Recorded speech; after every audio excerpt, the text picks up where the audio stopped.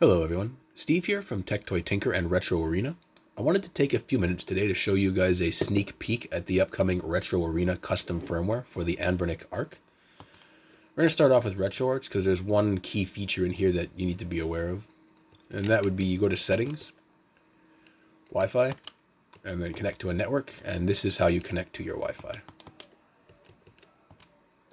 Outside of that, once you've connected to your Wi-Fi, you can just press Start from Emulation Station to get your IP address. There's also a script for it, but it's not really necessary to use. So we're going to go into the options menu here. We got Port Master and Theme Master, first of all. I'll load those up real quick so you guys can take a look. This is the latest version of Port Master.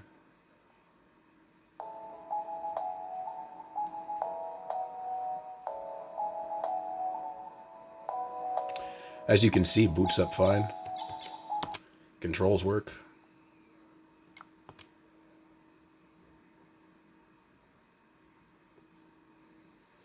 Really wish this camera focus would stop doing that.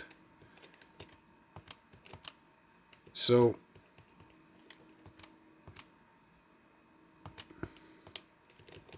you gotta make sure you select that properly, otherwise it won't work. The correct size, I mean. But that works fine. Going back out, we got 351 files here, which is obviously the file manager. Working fine. ARC updates. This will be your OTA updater. Currently, Saturn and Dreamcast are not working as the colors are inverted. But once it's fixed, I will simply just be able to throw on an OTA update. You guys can download it, and that's that. It does take a moment for everything to pop up here. Only because it's installing some necessary dependencies in the background. By the time you guys get this, it won't do that.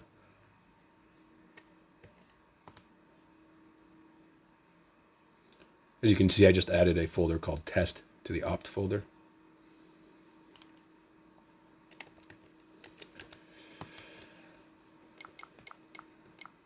This is your Bluetooth connection wizard.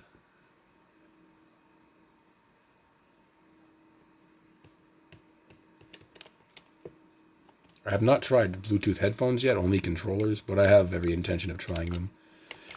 This will enable or disable SSH and SFTP. As a secondary file manager, this is the script you want to run after doing an OTA update. It'll fix all the permissions just in case anything got missed. This is another way to see your IP address besides the start menu. It's not really necessary, but it's been there for a long time, so just left it there. It's for your PS1 to generate M3U files for the multi-discs, and to make it only show M3U games. Also, you can plug in a USB drive and mount it if you were to want to for some reason. This here will change the CPU frequency and governor. I'll also show you the temperature of your CPU. 39 degrees Celsius. So as you can see, it's not running very hot.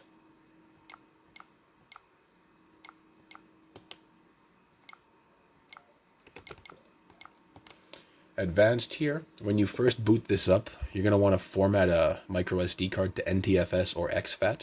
Boot it up, let Emulation Station start, then put it in, and then press switch to SD2 for ROMs. And what this will do is it will copy the folder structure to your SD card. Then you just shut down, put it in your PC, fill it up, put it back in, turn it back on. You can enable or disable Wi-Fi, but there's not really much point in doing that. It is handy if you want to save battery power, I suppose.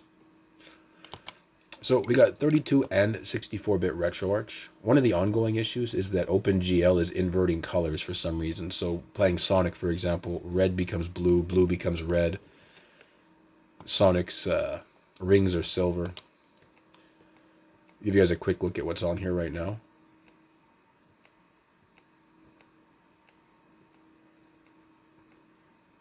Vertical arcade I might remove just because there's no point. There's only one D-pad and no joystick, and it's on the far side. You won't see Naomi or Atmoswave in the final build yet, or not the final build, the beta build yet, because of the inverted coloring. Need to fix that.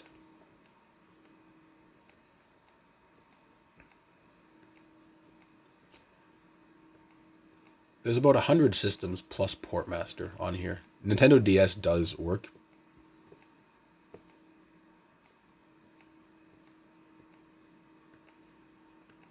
OpenBore also works, so does PSP.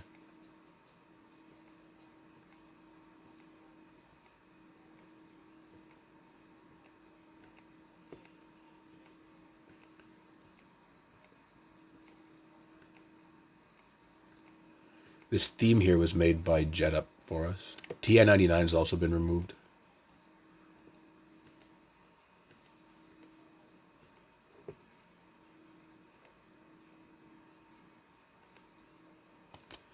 These games actually look really nice on here. The Tiger and Konami handheld games.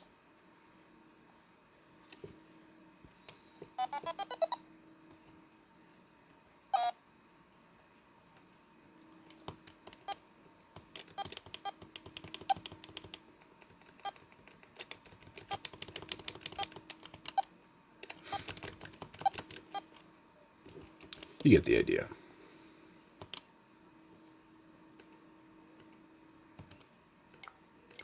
MAME and MES will be removed simply because those are the standalone versions and they don't run that great. But they're here right now in this video. One other issue is that video playback, it does work, but it's letterboxed. I still have to address that. So there's a few issues I need to fix. Other than that, though, everything works good. I'm hoping to release a beta maybe tomorrow. As I stated, though, it won't have Dreamcast, Saturn, or N64. There's no joystick, so N64 is a little bit difficult anyway, and as is Dreamcast, but a lot of PSP and PS1 games can work with the D-pad just fine. Even some Dreamcast games can, so I am hoping to add Naomi and Atmoswave, obviously.